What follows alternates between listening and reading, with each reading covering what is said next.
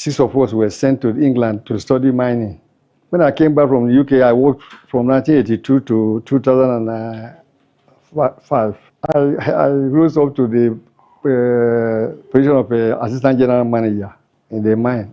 I enjoy working in the mines. Every day you feel there's a challenge for to face. It's a very thrilling place to work with. It's not well. I only learned about it, but it's not nice to have people have miners massacred because they're asking for a pay rise. So it wasn't very nice. I think the best thing to do for them is to let them reopen the mines because after mining for 100 years in Enugu, it was just abandoned in 2005 for no apparent reason because they said they were going to what they call privatize, and nothing was privatized. Nothing. You go to any of the mine sites now. Everything has been is it vandalized, I can say, because you don't even believe that there was mining in all those mine sites. Everything has been cutted away.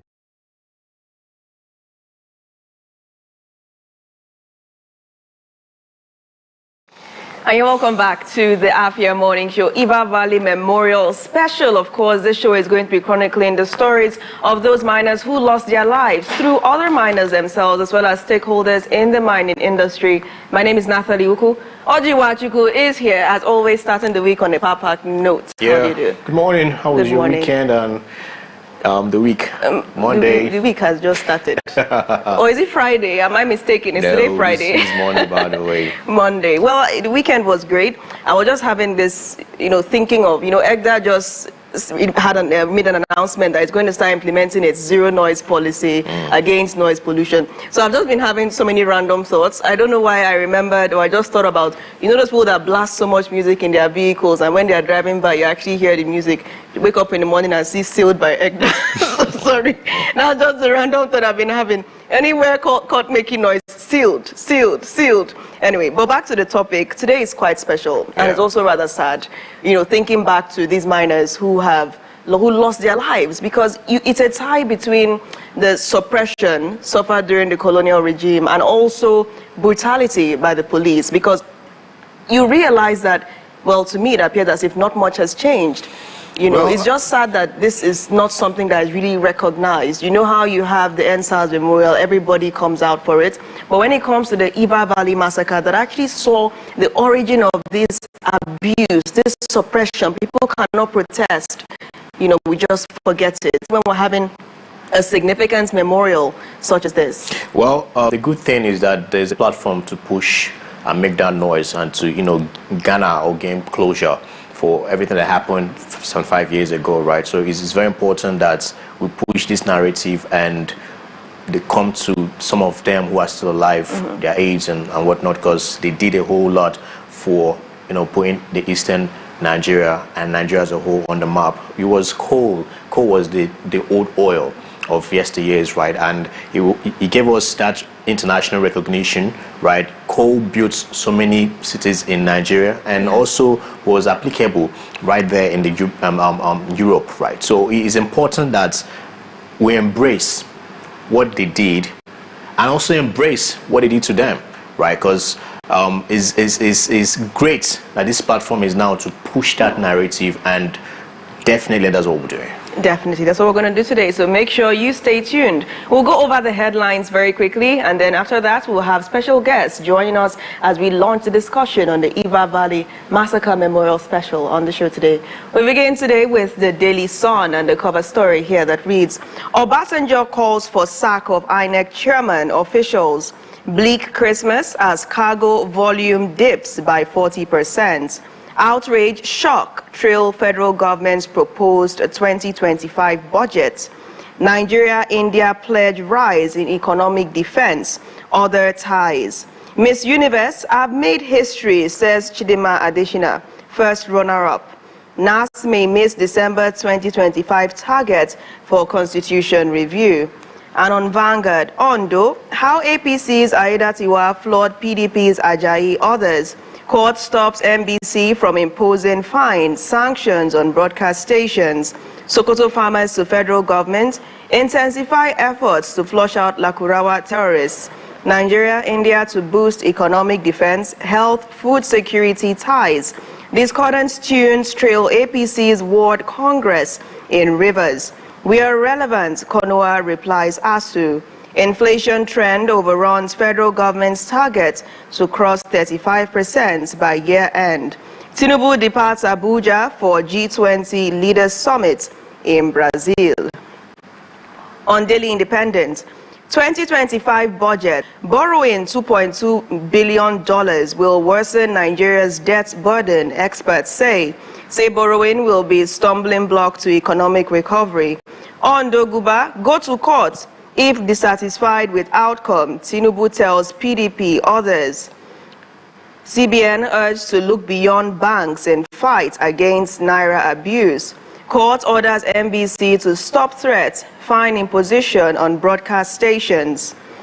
Nigerian Tribune says with landslide victory in Ondo, APC says Oyo Osun next targets. Development spending threatened as states owe contractors billions of naira. Abbas Akinyemi Moalu congratulates Tribune at 75. Well, congratulations, Tribune. This goes worse than our plight. Small business owners cry out. Tinubu confers GCON on India PM Modi. You have to face realities, Konwa replies ASU.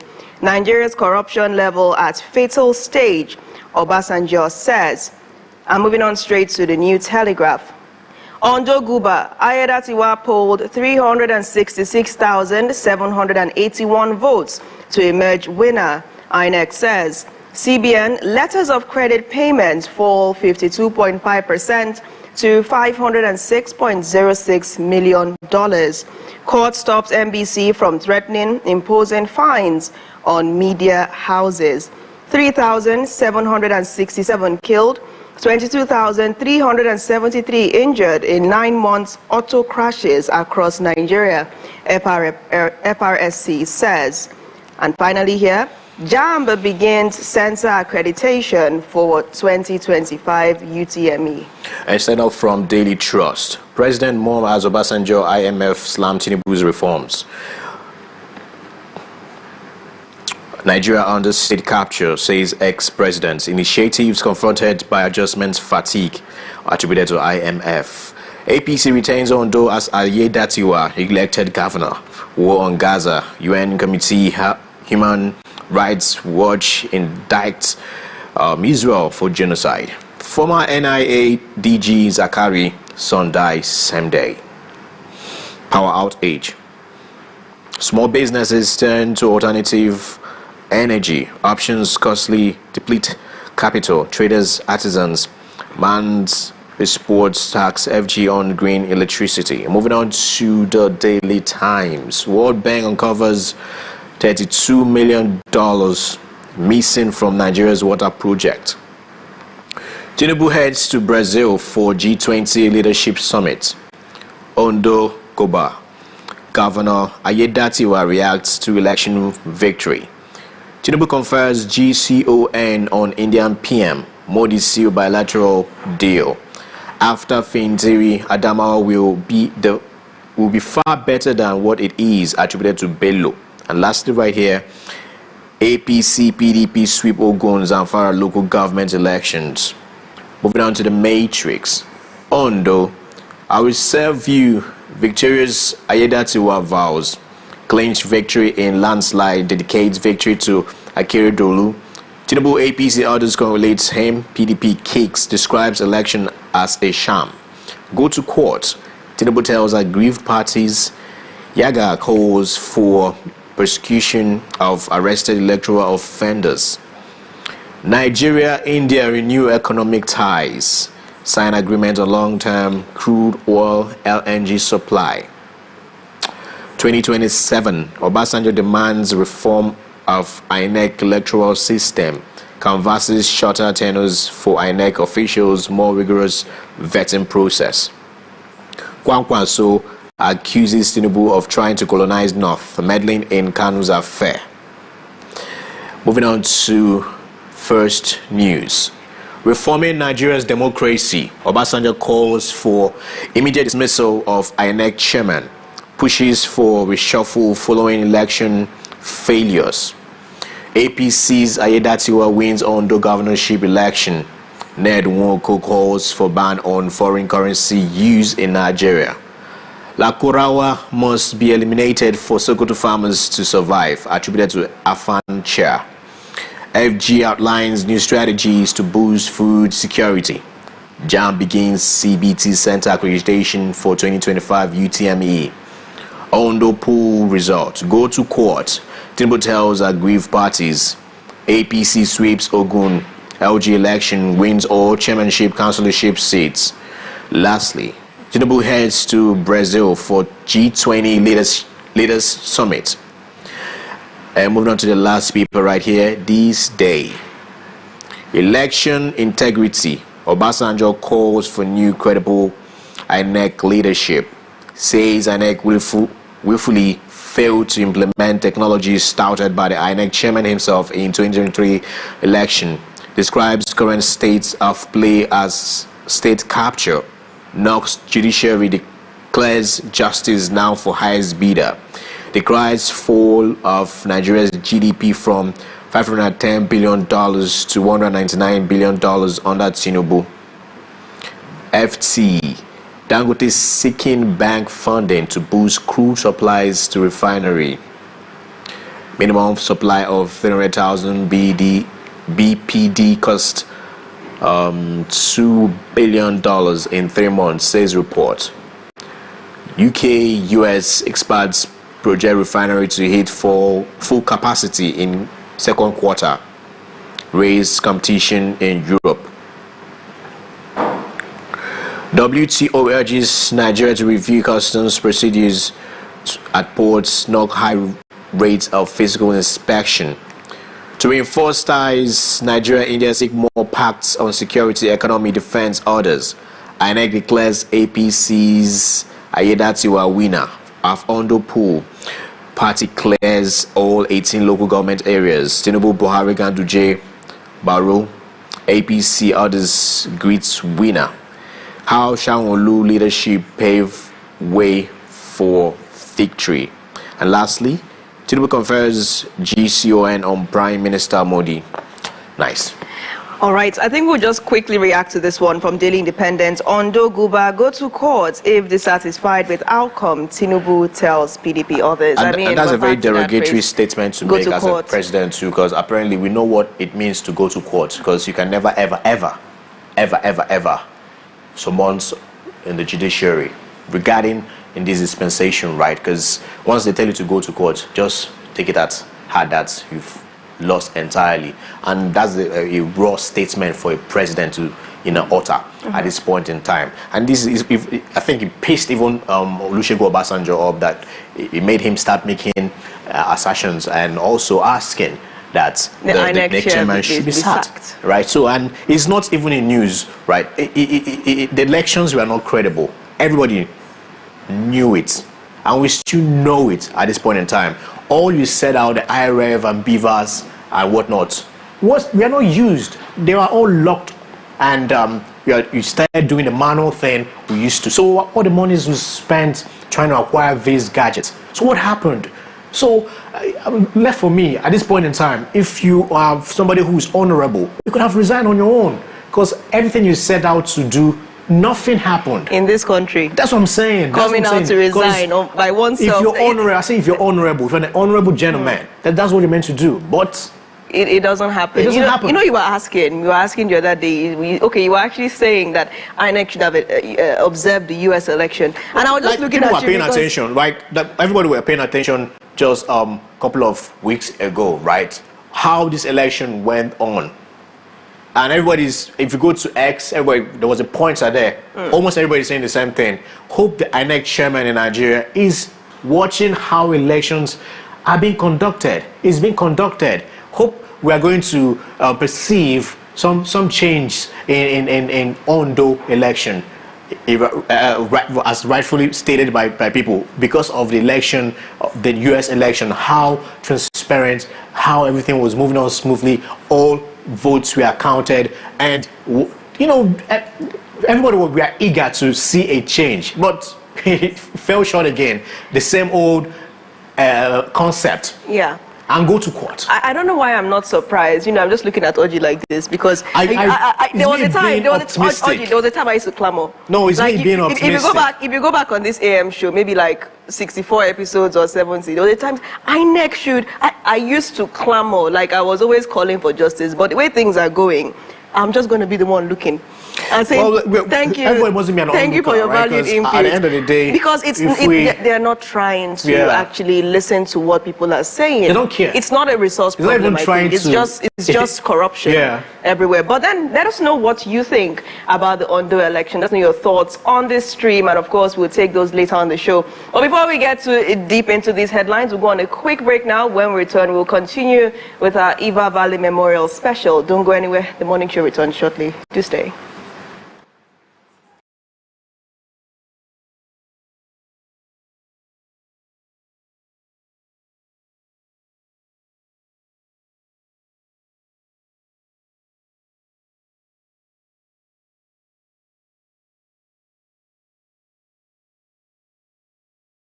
Okay, simply put, the strike wasn't for nothing.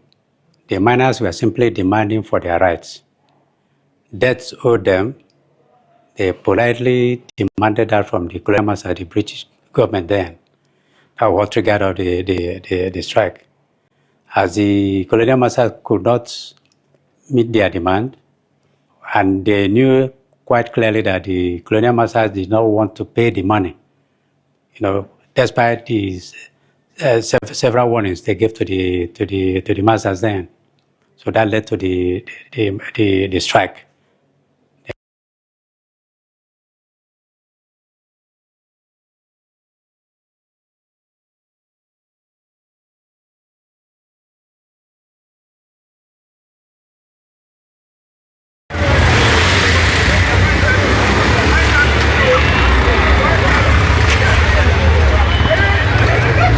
The Enugu State government, through the Ministry of Culture and Tourism, is set to reinstall the Eva Valley Coal Miners Massacre Monument ahead of Memorial Day on Monday. The structure where the statue is expected to be placed at New Market in Enugu is undergoing rapid completion. In a phone interview with Afia TV on Sunday, the Enugu State Commissioner for Culture and Tourism, Demugochi Madueke, disclosed that efforts are being made to ensure its completion to allow for the reinstallation of the statue in time for the 75th memorial of the victims of the massacre. The memorial serves as a day to remember the miners who were shot on this day in 1949 for demanding their rights. According to the contractor in charge of the roundabout structure, Honorable Christopher Ezema, the company was given 5 days to complete the construction. His Excellency, the Governor of Enugu State, Dr. Ketan Simba, is desirous of reinstalling the coal miners that its structures were removed some few months ago, or a year and a half ago. The people of Enugu want the structure to be back.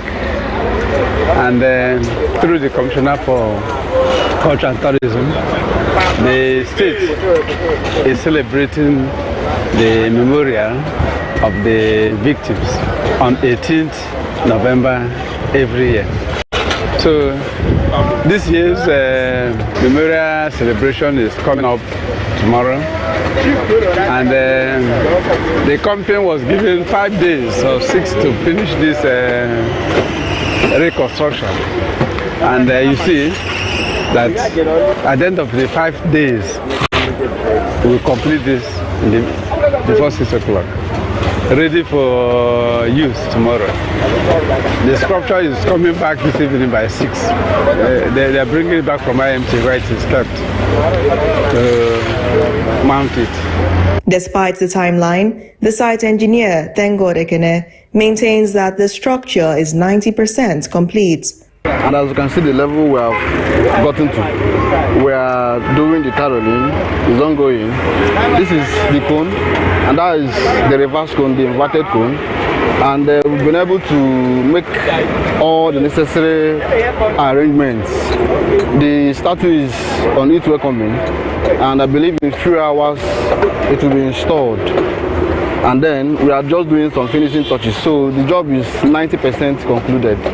Recall that the dismantling of the Iva Valley Massacre monument last year, reportedly by the previous administration, caused significant concern in the state. The statue, which was designed in memory of the coal miners killed by shooting because they protested for higher wages for their labor in 1949, was transferred to the Art Department of the Institute of Management and Technology. In Enugu, Nathali Uku, reporting for Afia TV.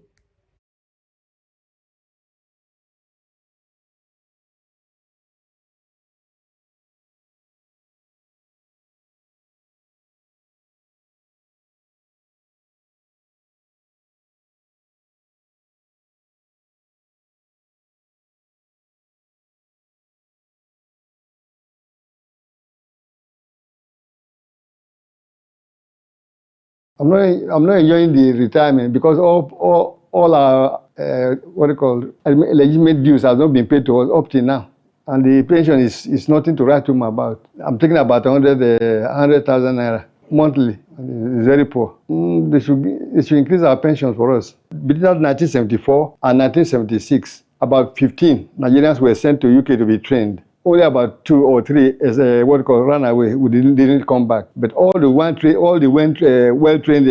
miners that came back, most of them have died, and they were even retired. What we call in shady because the management were not as qualified as they are, so they wanted them out. We're about 15 that were sent. 2 or 3 didn't come back. And in mining, what you need to get is you need to get your first-class manager certificate. So most of the people who have got manager certificate, most of them were sacked in very controversial.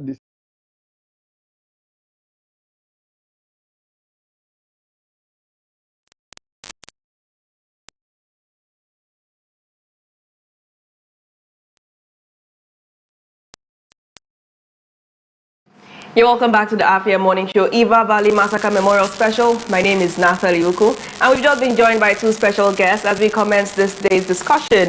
Of course, we do have Mr. Ajilochukwu Edechene, a communications for development expert, and Mr. DK Ekejoba, a writer. Thank you for joining us this morning. Thank you. And our first guest of the day. So, I mean, it's a sad day, but also I'm kind of happy because we're finally marking this day that it should be marked. So let's start with you, Mr. AJ. You saw the report during the break. That report was actually done yesterday evening. The government said that they're trying to make sure that the statue is put back today in time for the memorial. But you said on your way here, see the statue mounted yet. What is your reaction to that? Okay, first of all, I'm happy that we're having this conversation, right? And thanks to Afia and the entire team for putting in their time to bring this to the attention of the world.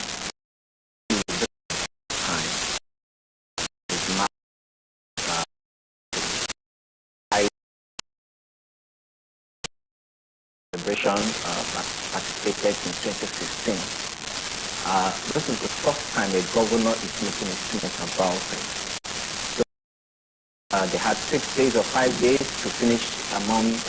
We met the commissioner for tourism, Mrs. Ugochi, in February, and she promised us that she's going to put that statue back in before April 18th. April 18th is World Heritage Day. So for that celebration, we also marked the World Heritage Day because we have heritage all over Enugu. So we are the co-preparatory plant for that day celebration. And she promised us that that's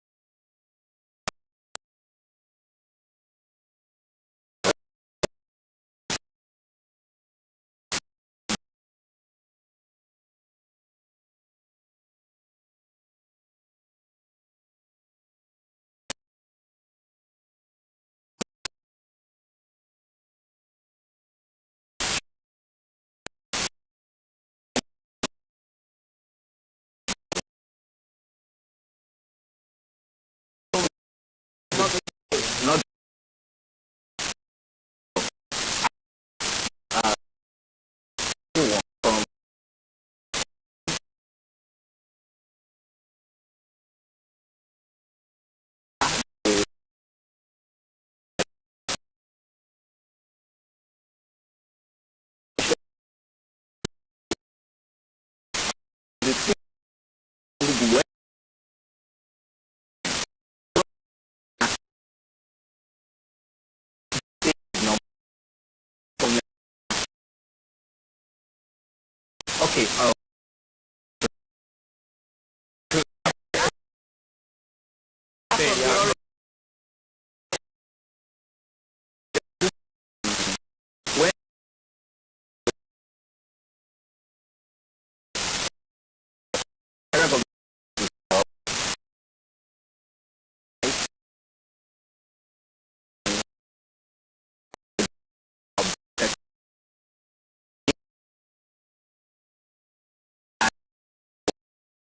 Right.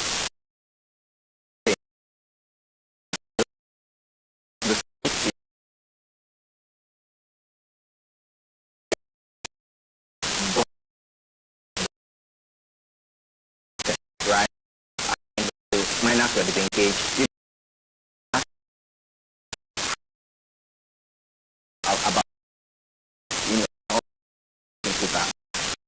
About the hell is so now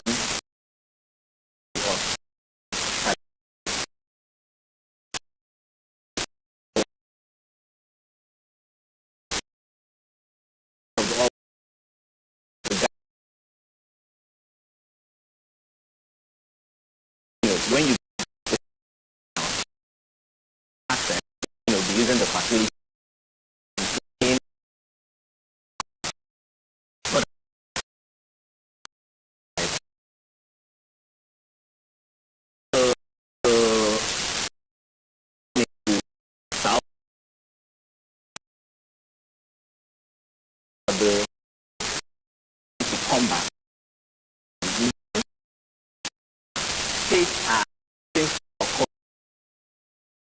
Resources.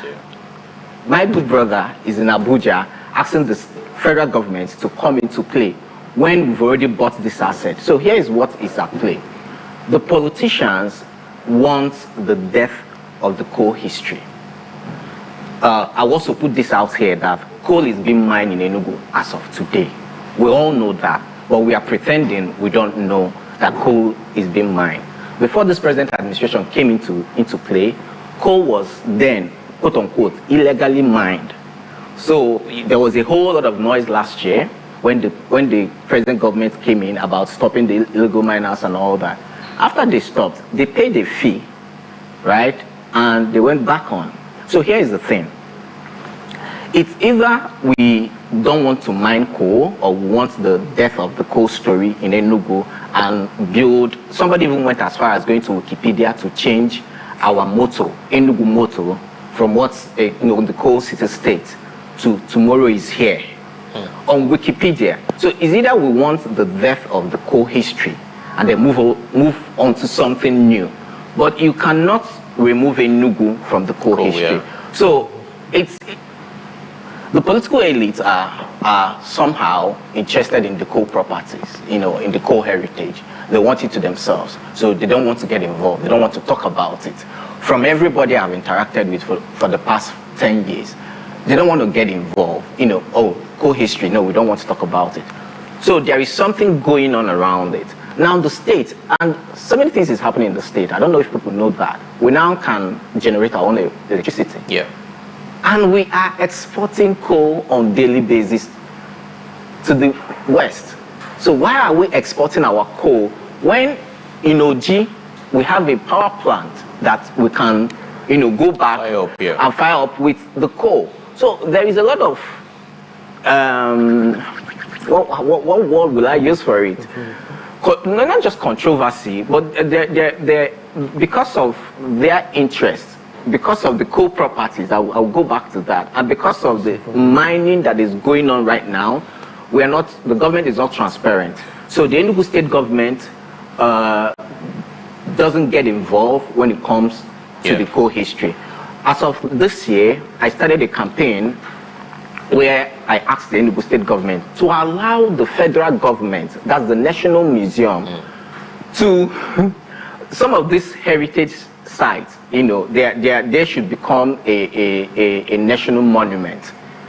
Our state government wrote to the National Museum in 2013, I have the letter, that they are not interested in making any of these places a national monument. What could be the reason why? Yes, we are planning to become a destination of choice when it comes to tourism. So what story are we telling people? When people visit this government officials, where do they take them? What story do you tell them about Enugu, where they are? Because when people visit you, they value who you are, right? So what do they tell them? So when you weigh what they are positioning to be and what's on ground, it's a joke, right? As of now, we have no identity. As you said in Wikipedia, they change it to tomorrow is here. So apparently, when they will have people come. I mean, let's run a quick search on that. I want to ask a question, right? I want to ask a question. Let's check that. I want to say we've changed it, yeah, but I can tell you later. Yes, that has been changed because we can't allow that to be up there. It's not everybody that I see. But you know the thing with Wikipedia is that anybody can go in there. No, but the next time they try it, we're as a community, as a community here, because we have a Wikipedia community in Enugu, as a community, we're going to report that account. That's what I'm putting out on air now. Okay. That anybody who goes on Wikipedia to change. There's things you can actually talk about. Do you know why? Because Enugu is synonymous to coal, and it's the coal city state, right? So my thing that is bugging my head right now is, from your findings, right? Do you think that acting not to pay attention to this to die down and personalize? Yeah, of course, that's what it is. So he wants to be a personal, one person's business and be taking all the money and putting in the pocket. Okay, right now on Wikipedia it says coal city, so I think it's been it's been corrected. Yes, if you have access, you will see that correction happened like a week ago, or not even up to a week ago, that we changed it back to coal city. So here is the thing. Here is something up. Here is what we are asking the government to do.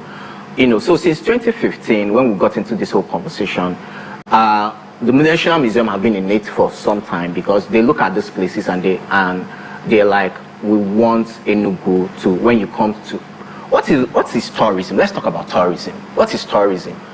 Education, just putting out information on the net is also tourism. People can be wherever they are and tour Enugu because you have access to information about Enugu. So what are we putting out? What are we telling people about Enugu? Even people living here. I took someone on a tour in 2015 and we got to one of the mines and, you know, neighborhood. We asked them, we are going to this mine around here. Obe, it's a mine. Do you know about it? We're like, no. Students in Enugu now do not know why Enugu is called the coal city.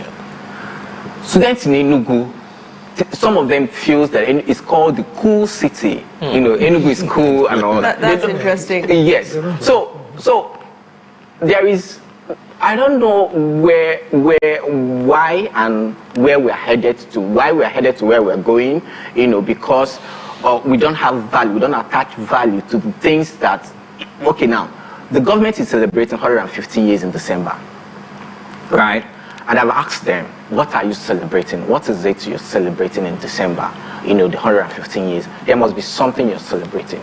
If you're going to celebrate Enugu at 115, you're celebrating the coal workers, the railway workers who went to the rail station on Saturday. That's another story. So you're going to be celebrating those who founded the city, right? There are names we don't even know. Nobody knows about Onyamaneke, the warrant chief. Nobody knows about the Nkano guy, or what's his name? We are related, I've forgotten his name. So, but there are people who played a major role to the founding of Enugu. Sisiono just died the other day. Nobody talks about Sisiono.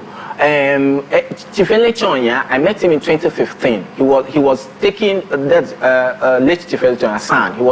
He took the miners' case because the way the miners were treated, their counterpart in Jos were not treated the same. Their counterpart in Jos were still enjoying the benefits and all that. But I will leave that to the miners to talk more. But the way the miners, the people who labored to put us on the map, the massacre of 1949, brought about Nigeria's independence. That's the fact. Is the case Right? fired up and all? That's the fact. Yes. That's the fact. So and when Nigeria is being discussed, we are not on the table. Yes, that's the sad. option I wanted to bring to the front burner. Like when you talk about independence and talk about Nigeria, like Enugu, the coal city state, is meant to be playing a major role in that conversation, but it's omitted. But you look at the conundrum. You're looking at the different pillars of this controversy. Even we Enugu people don't even know this, we don't some of even this know our information. role. So who is going to give us a seat if we don't know our role? But let's come to Mr. Dike. Let's come to Mr. Dike quickly. Now, you have written a book on the Iva Valley massacre. It's called Iva. Yeah. Right? Now, you clearly have researched on this, and that's something I think we're lacking, Mr. Ajulu. We're not researching enough. You'd be surprised you're saying these people that have not been, recognized. You'd be surprised it's lack of knowledge. Not being able to do the right research to really create a robust tourism landscape. One of the issue is what we keep clamoring about and talking about all the time, about this generation and investigation and knowing their history and research and reading. It's an all-round problem. Yeah, because we have a problem of yes, studying. a serious problem. Let's come to you, Mr. Dike. Now, you've written a book on this subject. What were you able to find out in the course of doing your research? And I'm stressing research because that's something that we're lacking. What were you able to uncover in the process of that? And tell us, very briefly, the highlights of this story of these miners, because I'm made to understand that it's not 21, that more than 21 miners died. Yes. There were 21 miners were killed on that particular day, November 18, 1949. 51 were gravely injured. Now, I don't know what happened to whether any more, but we confirmed dead as at that scene. We had about 21 miners killed. Now, the thing is, Eva is a story that has been my personal burden for about 6 years now. And it all started with spirits. Spirits, yes. I mean, spiritual presence, put it that way. Ghosts, if you like. That's interesting. And that was my first attraction. That was the first thing I heard about Eva Valley coal mine, was the story of ghosts, restless spirits. Now, restless spirits of dead miners, and then the factual. And that led me from one thing. Then that led me down a rabbit hole, which would end up with what I'm able to produce today. The history, like you said, of Iva Valley and the incident of 1949 cannot be removed from, yes, the final struggle, the struggle that Nigeria now begun in that period for independence from the colonial masters. It cannot be divorced from it. It was a key part of it. It's not spoken about often or to the understanding of many, but it's an integral part from what my research told me. It was one of the first early incidences of defiance, I would say, against the colonial rule that we had. In a small sense, it was an uprising per se, because what led to the incident was a strike called by the coal miners from lack of payments for long years of payments owed them, and also poor payment basically owed them. A lot of the rights they were supposed to have that were being denied them at the time. So it was a strike, actually a go slow, a walk to rule, so to speak. And of course, that's on that particular day, that afternoon, something happened that nobody expected. A captain in the British colonial police at the time, Mr. Captain Frederick Phillips, while that strike was going on, there's a confrontation which led to his giving the order for the police that gathered to control the situation to open fire on the striking miners. Now, there was a commission of inquiry set up after the incident, asking why did that have to happen? Why did people have to be shot in cold blood that afternoon? And what Captain Phillips said was that at one point he wasn't seeing ordinary men who were protesting. He was seeing something else. And what he saw scared him. And so he ordered his men to open fire. Now, I don't know, that aspect of it is what I built upon. I write in the paranormal genre. Normal, that's my genre writing. So that also piqued my interest. What was that? What was that thing? I tried to give it a form of itself. Maybe not. Maybe that's not. Maybe it was a momentary madness. I don't know what happened, but that single instant when he felt he had to react to people who are striking, not even a normal, not even a full strike, a walk to rule, asking for what was due to them, rightly due to them, responding to it with such violence. That pivotal moment, that second, was the key point that tipped everything and then started to steamroll into something else. The inquiry was set up, they gave his explanation, some paltry amount was paid to the miners in recompense and their children, some ridiculous amount is in the book. If you see it, you'll laugh. Well, maybe it was a little something there, but still it was nothing. But lives were lost and the families were made fatherless that day. And then the various groups that have been talking and mumbling about, look, a change in the system, now seized upon the situation to add their voice to it. The Zikis, as you've mentioned, other groups from the West, they all come together and now say, look, enough is enough. We have to stop this kind of damage to our system, this enslavement of our people for some reason or the other, for no reason. And it led to other things to decry for, added to decry for our independence and our freedom from the colonial rule. I mean, it's all so sad. I mean, we have a long way to go on the show today. So many discussions we're going to have on this. So we have to draw the curtains on this segment. But thank you so much. And the question I have to leave our viewers with is, what's the price for a life? If you decide to give families of slain victims a certain amount, how is that ever going to be enough to replace the life that was lost? That's the question I'd like us to ponder on. Thank you so much for joining us on the show this morning. Mr. Ajulo and Mr. Dike, pleasure having you on. And do also, of course, get a copy of that book, get more insights, research, read, understand why we should be talking about this memorial each year. It's not something that should just come and go. Do well to read up on this, and hopefully that might just be your one-stop shop. Stay with us. The morning show, Iva Valley Massacre Memorial Special, returns in just moments. Don't move an inch.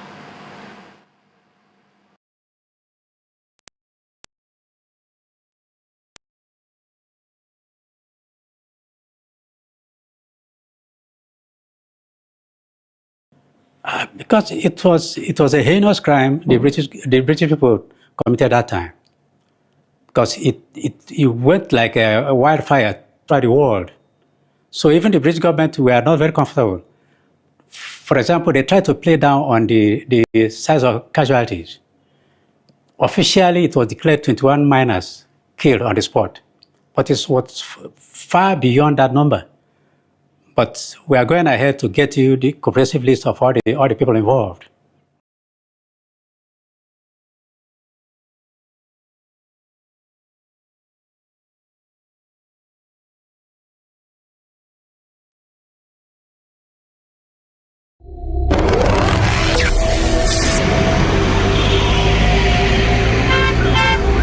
Ladies and gentlemen, this is your captain speaking.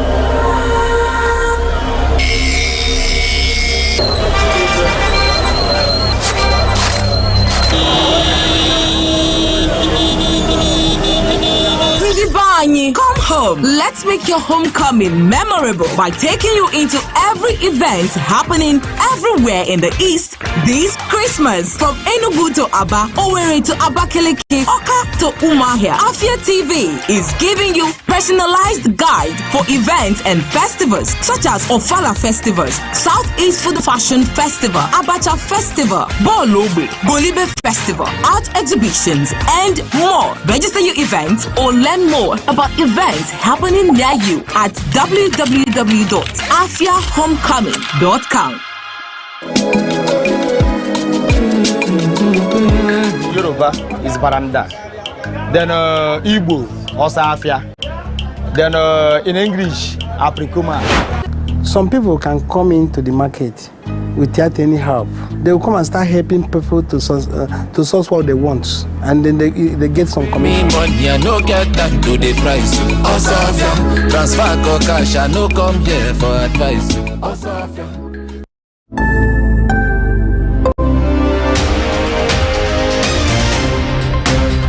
My name is Ubon Kings. I am Marvelous Apamaga. I am Chioma Okbala. My name is Ifunaya Ndule, but I'm living in market speaking.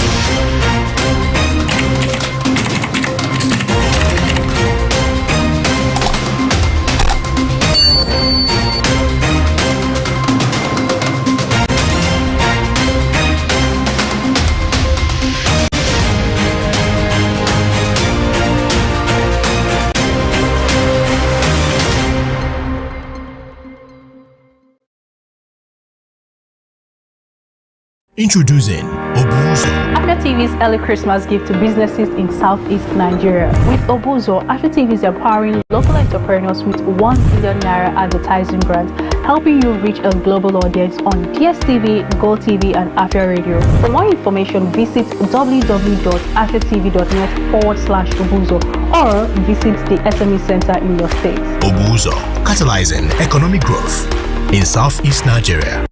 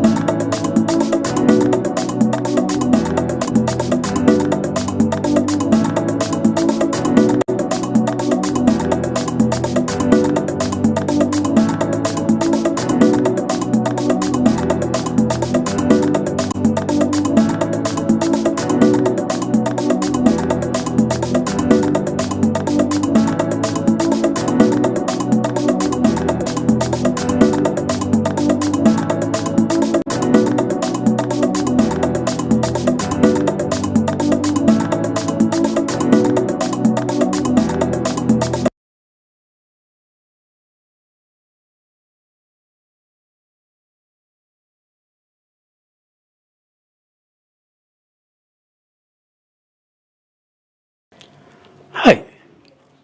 So many things. Assuming you lost a relation in that episode, that will always tell you a very big sad story. You lost your loved one because he was just making a demand of his right.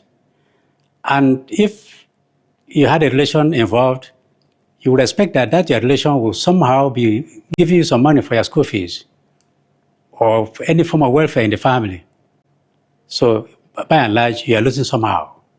So it affects so many people in different ways.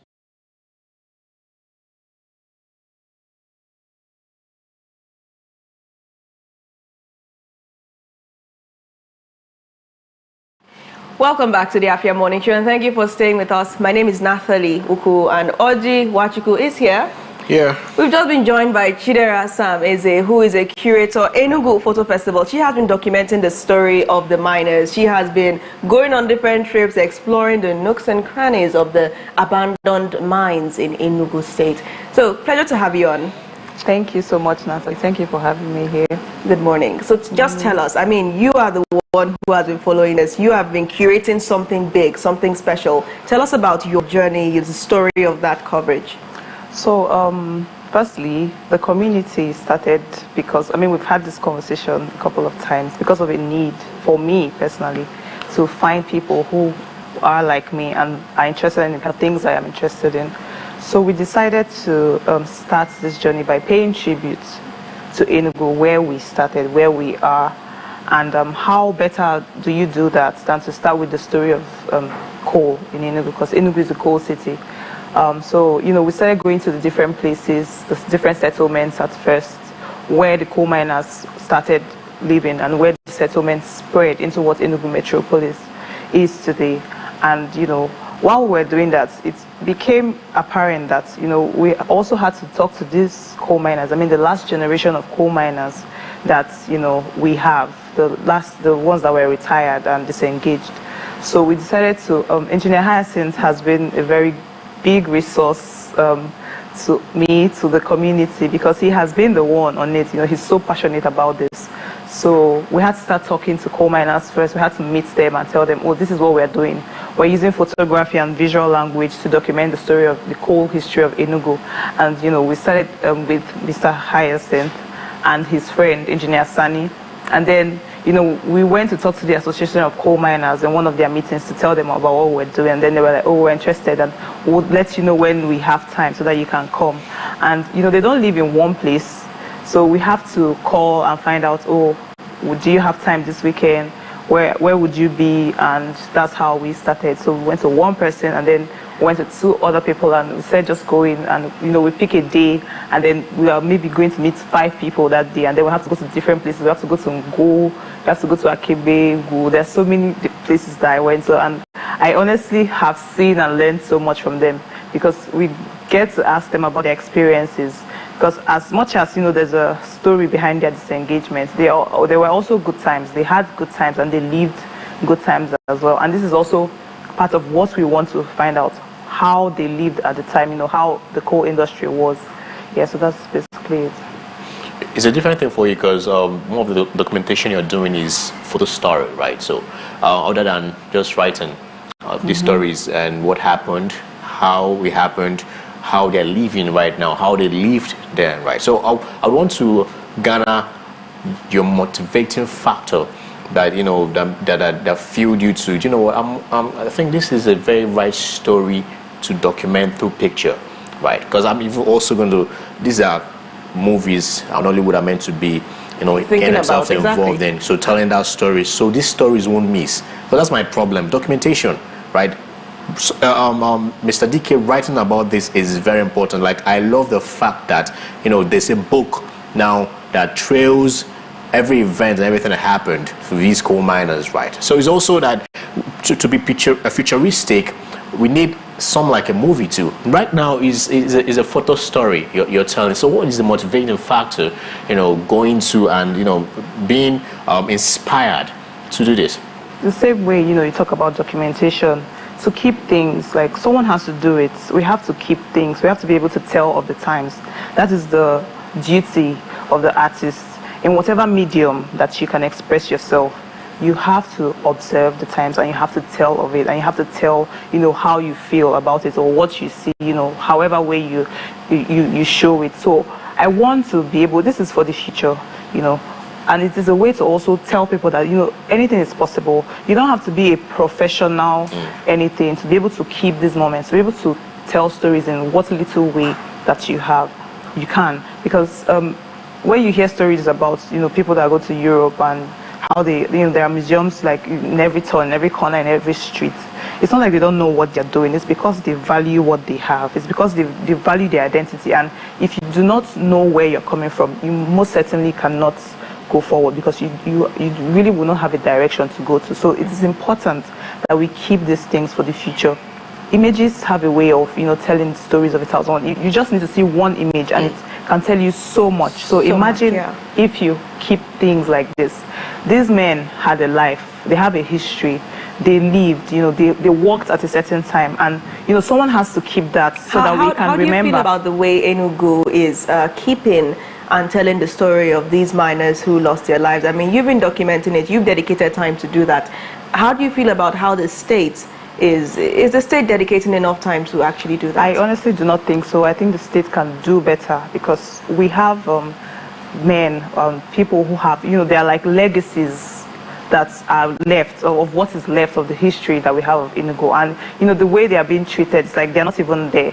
It's like they are invisible. It's like people don't even know how hard they've worked. Because when you have conversations with these men, you hear their stories, you hear the different things they did. The retired miners. Yes, they talk about the different departments. You know, some of them worked more than one department. You know, they have to, some of them picked the coal, some of them had to do electricals as well. And, you know, some of them had experiences inside the mines, you know, maybe not having enough oxygen, or maybe the tunnels coming down on them. So there are so many things out of this. And at the end of the day, you know, they just seem like they're just ordinary men. Yeah. But they aren't, you know. And, you know, how do we honor them? How do we honor the miners that died 75 years ago, fighting for what they believe, fighting for their rights? You know, how do we keep these legacies and memories alive. The only way is to keep something of it, to make sure that something stays back. That tomorrow, when our children or our children's children come up on these images or see something that's written, they can remember and keep it going forward. That's the only way to. I think so too. I mean, we'll continue to tell the story, and I'm happy you mentioned Engineer Hyacinth, because very shortly he will be joining us and people will know who this. You know, the irony of this is that Engineer Hyacinth doesn't know he's a celebrity. Yeah. He just strolls in and out. Just passion. With so fans. Just passion He's for always it. ready. Light Always and ready. rainbow. And you know, I'll tell you a funny story of Engineer Hyacinth. So the last time he came here for his interview, I forgot to remove the microphone from his shirt, so he took off. And Obinwa, a staff that works here, I asked him to please rush after the Engineer Hyacinth and pick up the microphone. So I thought he was just going to be around the corner, still at the estate. I found out he had already reached New Market. Okay. This was under 5 minutes. I'm just like, you know, with so much energy, so agile, you know, at that age. He walked with us from the coal preparatory plant to the railway corporation on Saturday, all the way. He was on time, you know, he was ready and waiting. Always ready with his folders. Was teaching us, exactly, with his folders, always with his files. I mean, yeah, you've probably been seeing him during the breaks, you know, he's been speaking about his experience and all of that, along with Jibrin, his colleague. But yes, we're going to meet him right after this break, and he'll be joined by the chairman of the Retired Miners Association. So do stay tuned. He doesn't know who he is. He doesn't know how popular he has become. Just Google Engineer Hyacinth or Hago, and you see things come up, but he doesn't know. He just comes in, and he wants to bet he's going to come in with some folders. So do stay with us. The Afia Morning Show returns shortly.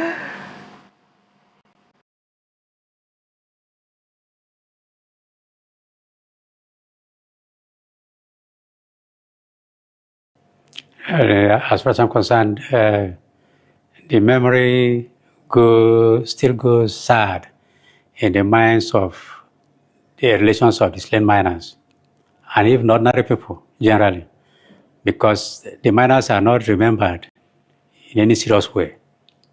A day should have been devoted as a public holiday throughout the whole country because of the huge sacrifice they made for the country. If not for the strike action that led to the massacre of the miners, the entire world, particularly the British people who were ruling Nigeria then, wouldn't have gotten our independence as fast. I know the struggle started before then, but that hastened the acquisition of that independence.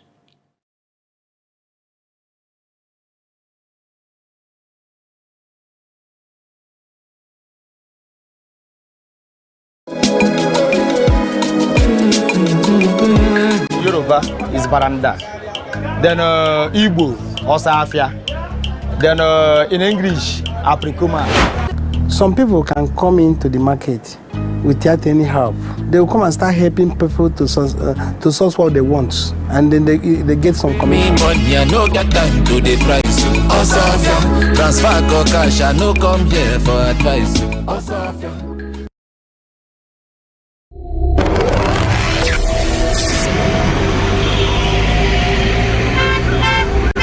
Ladies and gentlemen, this is your captain speaking.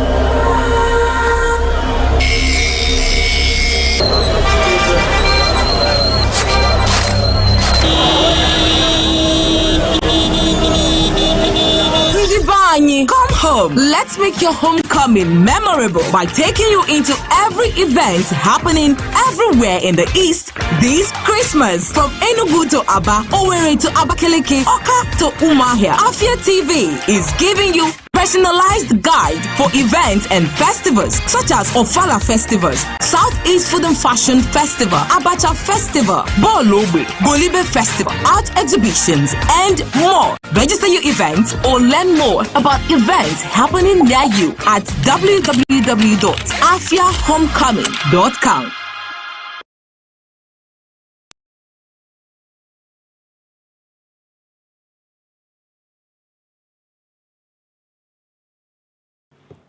So many things can be said that are very significant to that episode. One, it opened the eyes of blacks and what they mean by labor unionism.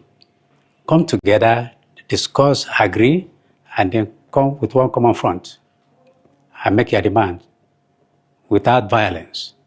I think they are ranking Nigeria Coal Corporation as the first labor union ever established in Nigeria.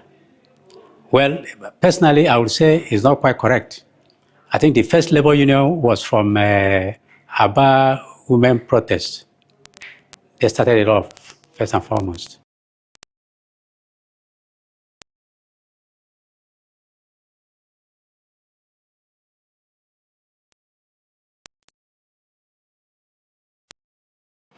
You're welcome back to the Afia Morning Show, Iva Valley Massacre Memorial Special. And as the conversation continues on Iva Valley Massacre, we're joined now by Engineer Hyacinth Ohago, President, Nigerian Coal Miners Association, as well as a retired coal miner, as well as Elder Dr. Okechukwu Job, Chairman, Retired Miners Association.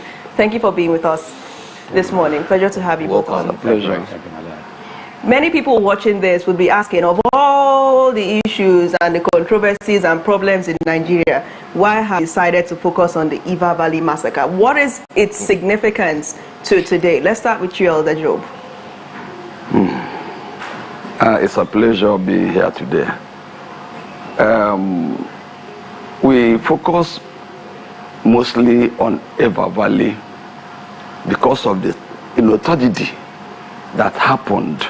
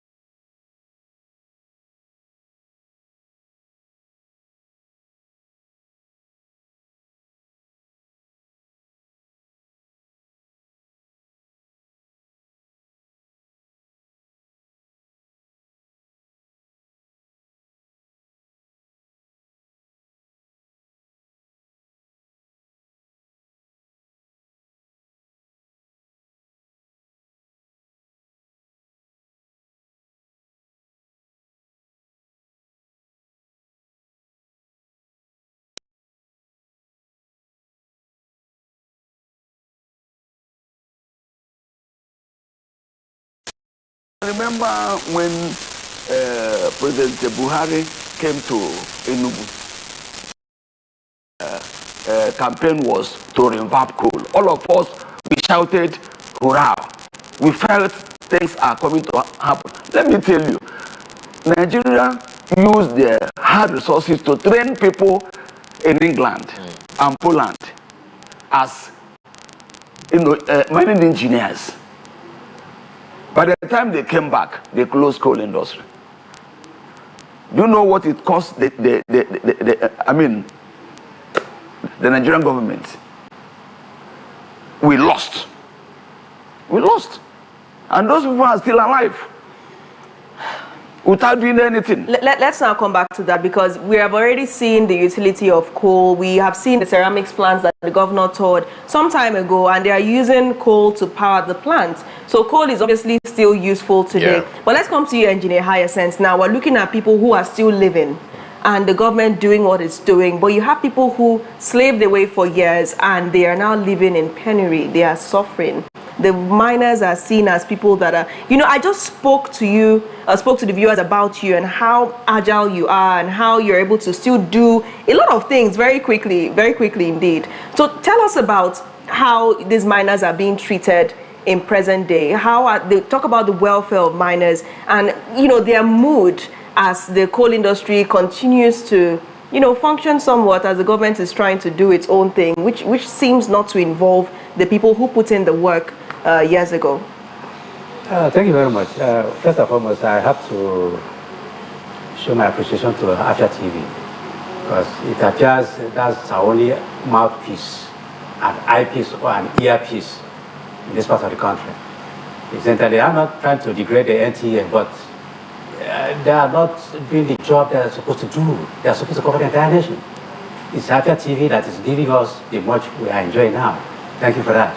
Welcome. Now, thank you. Coming to the question you asked, you see, we are not patriotic. Average Nigeria is not patriotic. Our planners are not, quote me anywhere. Coal industry, we know that coal is massive down here. What prevents them from taking good care of it? Legality, illegality, or the mining process, that's by the side. But Nigeria spent a huge amount of foreign exchange to train out a good number of miners, core professionals, but they're not making use of them. What should be their function? To advise the Nigerian government on the appropriate ways to handle the harnessing. I'm not saying that the mining the present mining is wrong, but it's wrong in a way. How?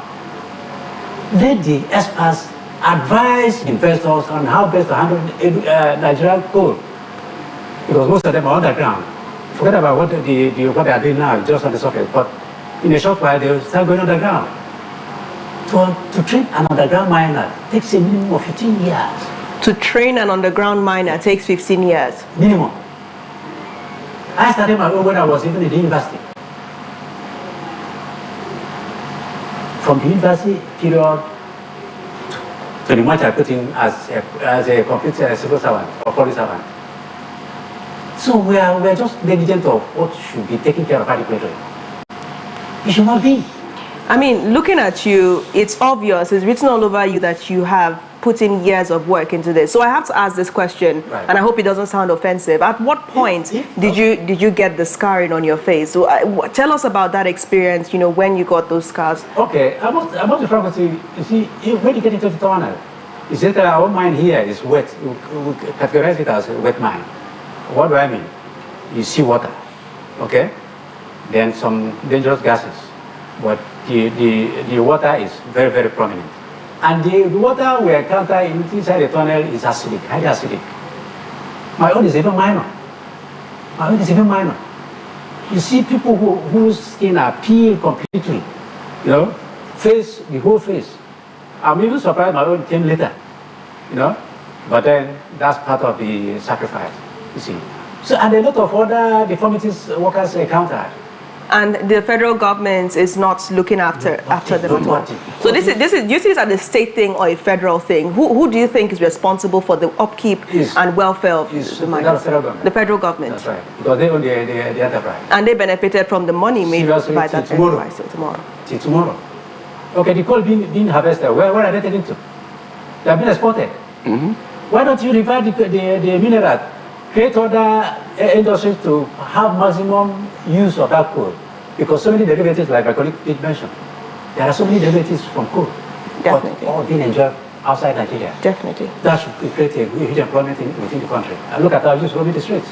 Is it fair? Okay, starting this conversation, on the road, we have to also establish are there ways you've tried to, bring to attention the federal government to these coal miners that have been left for years and not catered for?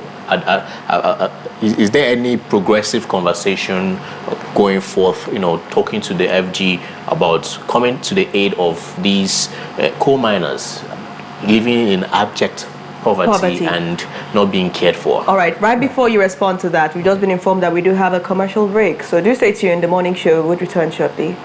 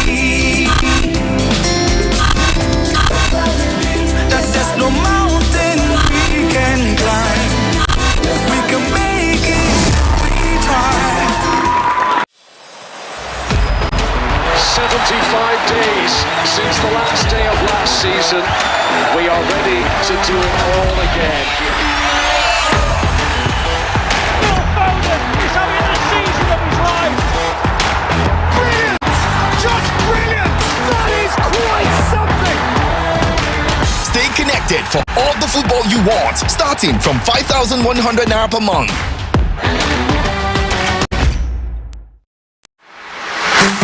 From the commercial nerve center of the southeastern Nigeria, the Abia State Government and Aba Chamber of Commerce, Industries, Mines and Agriculture, ASIMA, invite manufacturers, investors, trade unions, captains of industries, and the general public to the 2024 Aba International Trade Fair Summit and Exhibition. Take advantage of these opportunities to showcase your business to the rest of the world. Improve your sales and brand visibility. Date 28 November to 7th December 2024. Venue Aba Mega Mall along Aba Umaya Expressway, Osisioma, Abia State. This message is endorsed by the Abia State Government and Aba Chamber of Commerce, Industries, Mines and Agriculture, ASIMA. For partnership, sponsorship and participation enquiries, visit www.abainternationaltradefair.com. On Facebook at Aba International Trade Fair, on X Aba International Trade Fair, or call Marcus on 0806 605 4420 or Sam on 0802 826 9391. Aba International Trade Fair. Be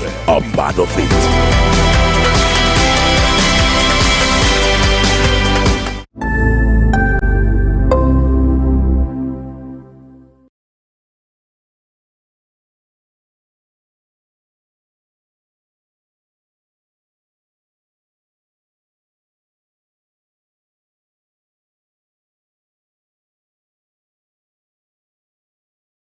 Back to the AM show, and this is the Eva Value Massacre Memorial Special.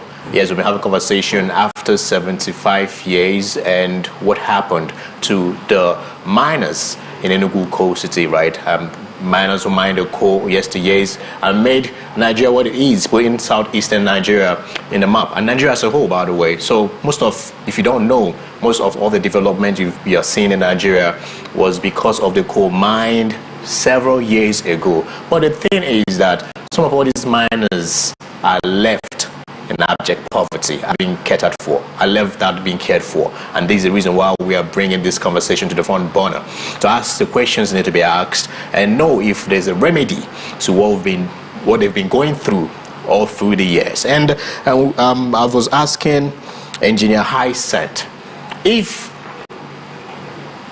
there've been, questions, conversations going on to alert the federal government, who is meant to be taking care of these miners, if there's something or some sort, somewhat conversation going on already. Have you or your team called on FG that the people who literally put their body, mind and soul, making sure that these coals were mined, these coals, the mined coals that were used in Nigeria and even in Europe, that these men who suffered, who labored, are there in abject poverty. Some of them are sick and no one to cater for them. The FG is meant to, take control of these welfare of these men are not paying attention. Are there conversation to alert them to start paying attention, to start looking into taking care of these people? Well, thank you very much. I come again. I and my colleague have been on air for the past 3-4 years. NTA. Nobody from the federal government level has ever given any response. See, this moment we are staying with you. We wrote several letters. Presently, by coincidence, we are part of the executive of the Nigeria Union of Pensioners Cooperation Branch. We have already started, we will continue with our push. To 2021, we wrote a letter to the federal government through the Secretary to the Federal Government, Boss Mustafa. He was the only guy that replied to our memo. From his office, he directed that a committee be set up to look into our claims.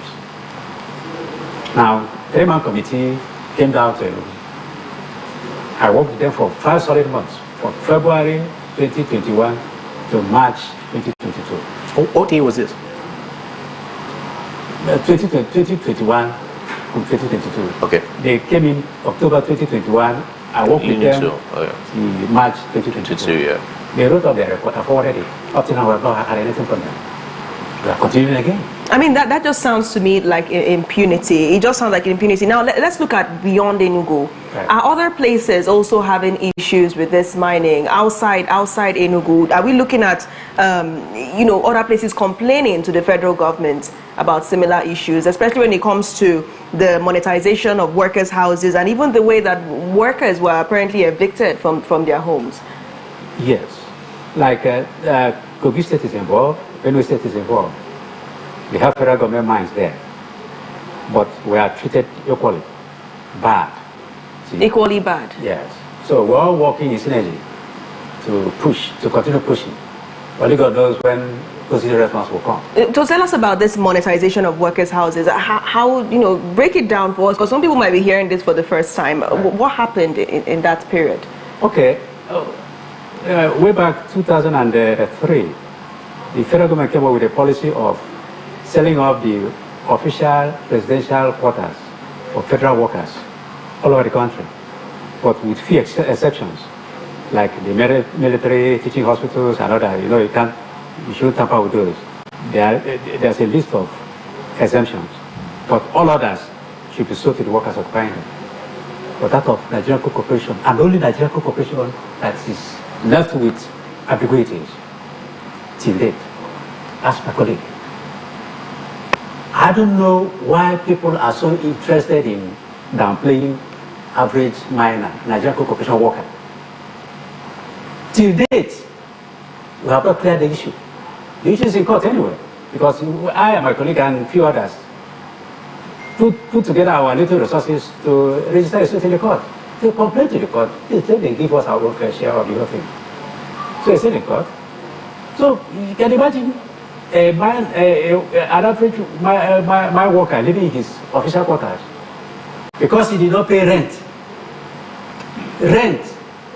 which by virtue of the circular of 2003, after 1 year, the monetization should have been concluded.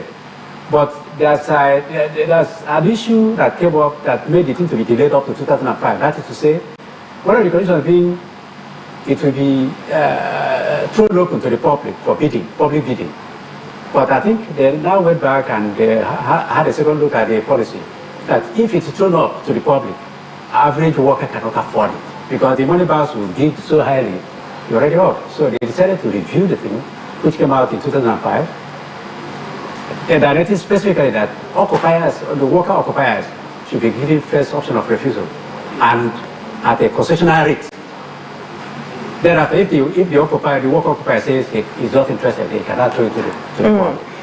All right, we're looking at dangers. You know, last time we interviewed you here at Afia TV, you talked about hollow ground. Okay. That there are parts of Enugu, some communities which are at risk of, yes, the ground collapse. Because of course, if you continue to dig underground, it's going to become hollow. Yeah. Eventually, it can impound, it can collapse, it can just go down. So, I mean, we're seeing this as one of the dangers of not engaging people who are actually involved in that industry in that time. So you are seeing the federal government not actually taking these concerns seriously, and we understand that sometimes the Enugu state government actually intervenes in matters that probably the federal government, like we saw what happened in Federal Government College Enugu when the state government actually wrote to the Federal Ministry of Education to intervene. So there can be that collaboration to ensure things work. So I would not remove the states entirely from this conundrum because they can actually push the agenda of this to the right source. So, you know, let's talk about the hollow ground threat and also other issues, other risks of not carrying the people who were actually involved in this industry while they're still alive. Well, the hollows you mentioned, they are still existing, affecting so many communities. But the point remains, we keep pushing the advocacy for people to be properly informed of imminent danger.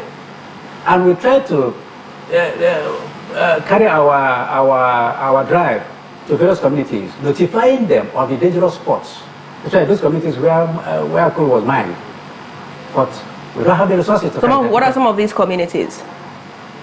Ugo, Sude, Abo, Obioma, that stretch, Afia, Egede, Akume, down. But the intensity varied, you know, but it's more prominent up the side. But those are danger points. But we keep crying, let me put it that way. Let the federal government come to our aid and save those communities. Are you trying to tell me that when Massacre Hill collapses, it does not affect only Ugo people? There are visitors from all over the country, even outside the country, residing around Enugu. Do you see Massacre Hill collapsing in the coming years? I've made my point clear. Colos are under the hills there. They are there. Even as people are driving around. That's right. Are you going to fill up the gaps? Nature abhors vacuum. It must settle someday. Chinese are suffering their own presently. But you know they are good in covering up. As I'm talking to you now, whoever that is ready will come. I take him to some points. I mean, he who has ears should use them to listen. Yeah, I mean, I would strongly recommend. It's a very big concern. Yes, Engineer Hyacinth. I mean, he's someone that has been in this industry as well as yourself, Elder Job.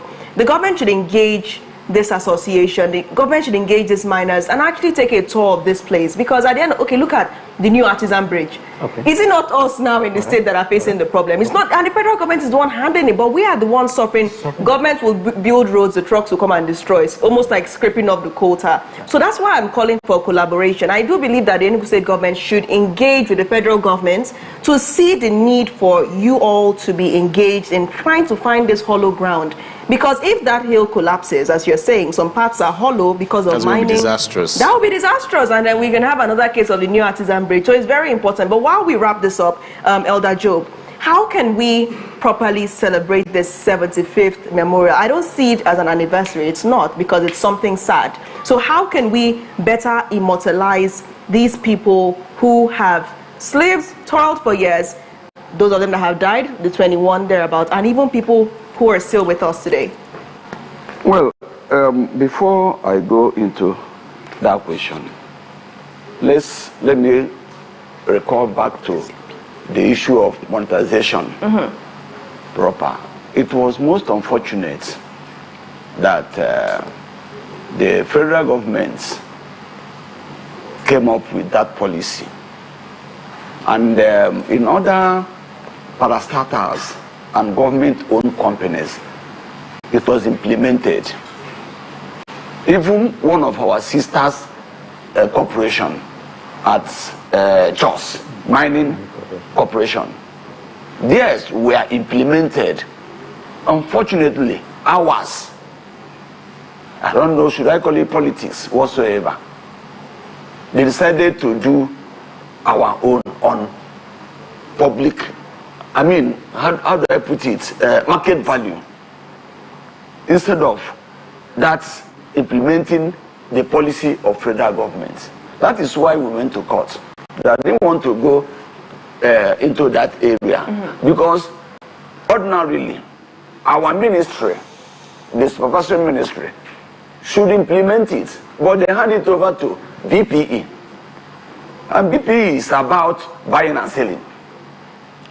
And again, Coal Corporation was built for privatization. My dear, go around the industry and tell me which of the mines we are privatized. These are the questions we have to ask ourselves. Okay, talking of mining now, before you mine any industry, any coal, you extract coal, there is law guiding it. Those people that are doing that thing, are they following the law? So at long run, there is danger for human nature.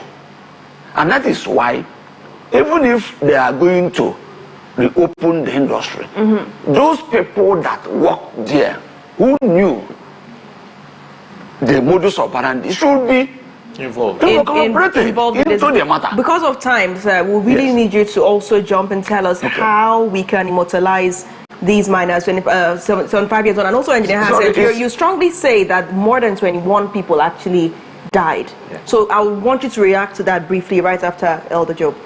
Before we talk of bringing that into the public forum, there is a kind of structure that was at that new market, express new market. That structure has been removed. From there you can think of what happened to 21 miners. But it has been removed. So I don't know, replaced with what? So we are talking of mortalizing the 21 miners that were shot dead. But something that was, put in place, that whenever you pass there, it's a history. That's commemoration. Yes. And unfortunately, we are killing history every day. That's the stage it will reach. The generation to come will not even know what transpired. I would just hope that the Commissioner for Tourism, as promised, that it's going to be up this day. Right? Okay, let's agree. Well, okay, but Engineer Hassan, we have 30 seconds left on our clock. Could you just quickly, respond to this controversy about the number of miners who actually lost their lives at that time? Just very briefly, please. Okay. The British journalists, British government, and British agencies, and all that were involved maintain 21 number. But I'm telling you, they are much more than 21. Much more than 21. In fact, it's part of the project we are working seriously on to get all that were involved. I know it's serious, it's money involving, energy, time, but what is worth doing well. All right, thank you so much for joining. Unfortunately, we're out of time. We have to draw the curtains on the show today, and we are still following up on the new market site where that roundabout is being built, the structure, to find out when the statue would actually be placed. At the time of this show, we've just received a commentary from one of our sources there that it has not yet been put up, but we're still following up. Hopefully before our final guest would have some good news to share. If not, maybe in the course of the day. We'll take a quick break now. Thank you so much, Dr. Okechukwu Job, Elder Okechukwu Job, and Engineer Hyacinth Ohagu for joining us this morning. It's our pleasure. When we return, we'll have our final conversation in just under 10 minutes about workers' rights today and the Iba Valley massacre. Do stay.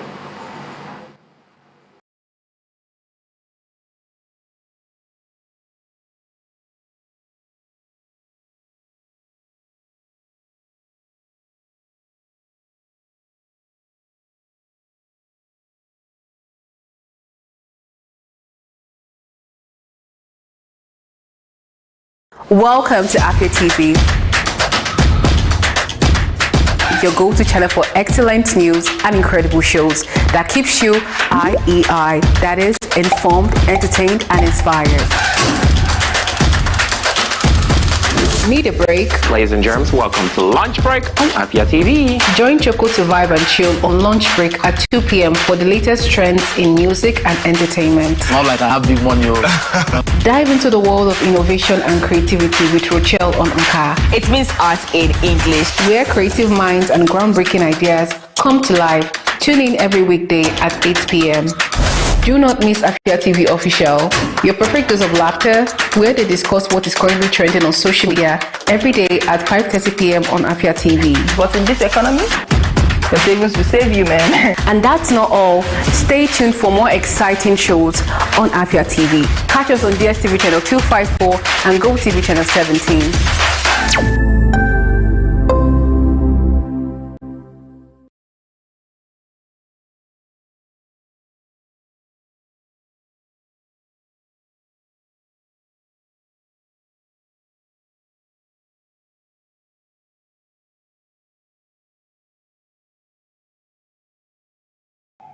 Consistently, we let our children already on ground, the ones unborn, every year we'll keep hammering that so it will be getting into their ears so that they'll be able to know what happened yesterday.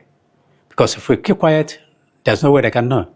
But unfortunately, I don't know why Nigeria is playing down the course history. It's been eroded. It's very, very, very wrong. Without history, you cannot say you are. You cannot say this is where I come from. History tells a lot of story about you. History is about a nation. Without history, you cannot say, I know Brazil, I know America, I know Japan. It's based on the stories told about them, which are all embodied into the history. That's what history does.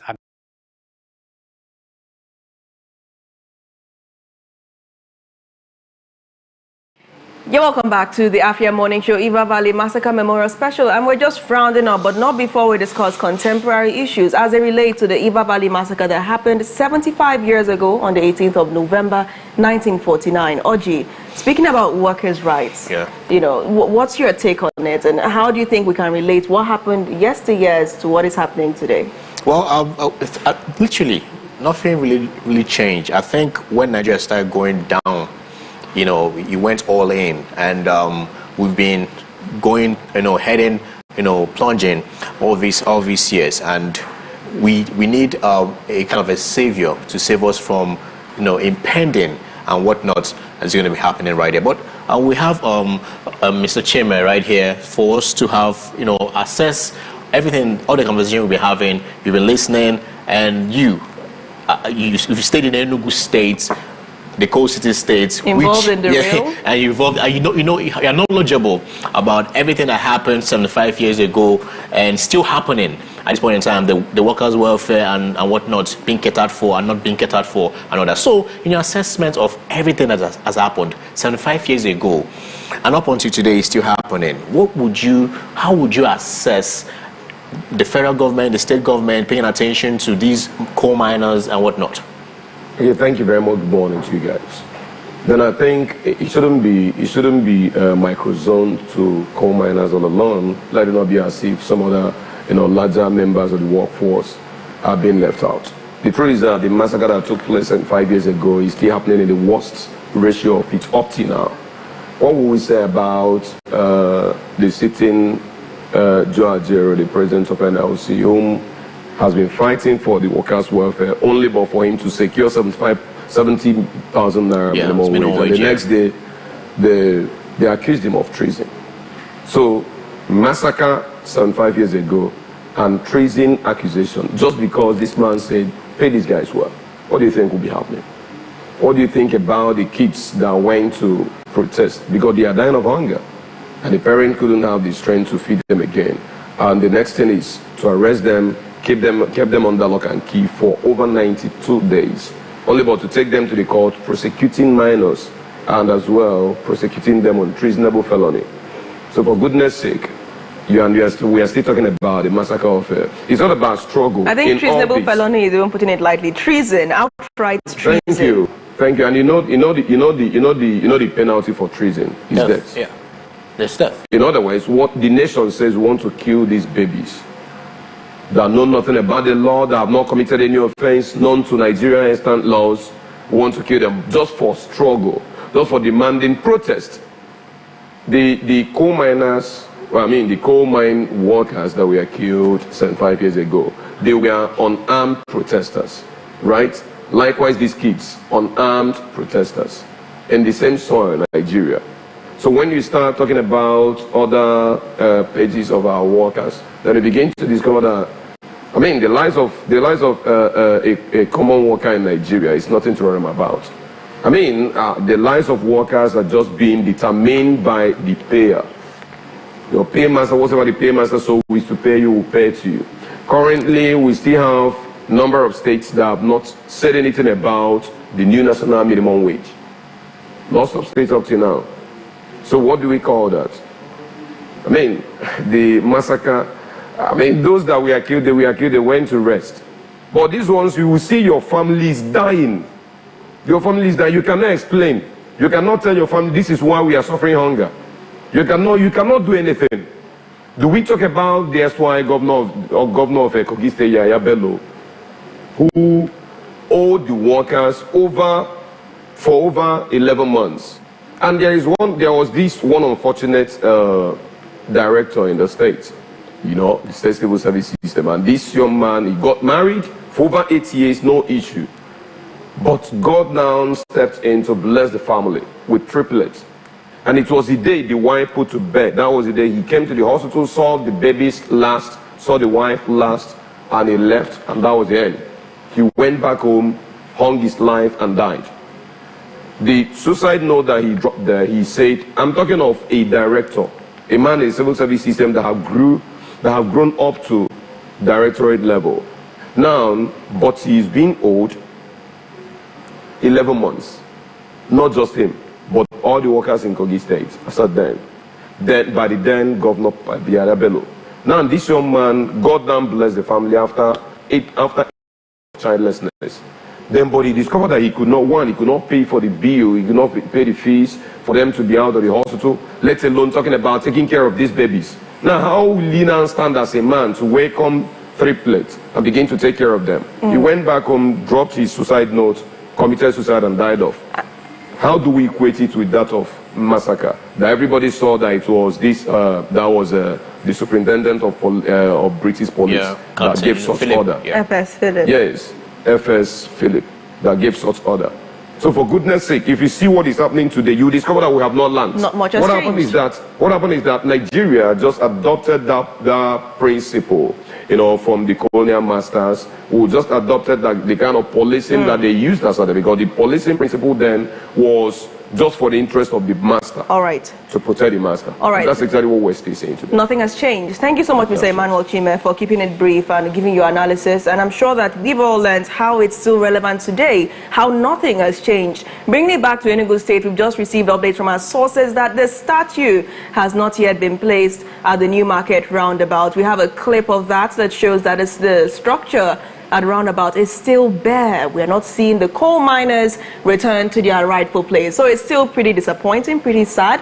But we'll keep watching. We'll see when that monument will be put back where it's supposed to be and taken away from the arts department of the Institute of Management and Technology. So tell us your thoughts on today's program. How do you think that the massacre can be, better memorialized? How can we make sure that this is a lasting thing that we do, that we continue to remember these miners every year on the 18th of November? Very important one. Tell us your thoughts and we'll be sure to implement it. As for the state government, federal government and the people, we're calling for a collaborative effort to ensure that workers' rights today are improved by learning from the Iva Valley Massacre example. I've been your host as always on the show today, Nathali Uku. And I remain Oji Wachuku. Have a great Monday and a week ahead. Bye for now.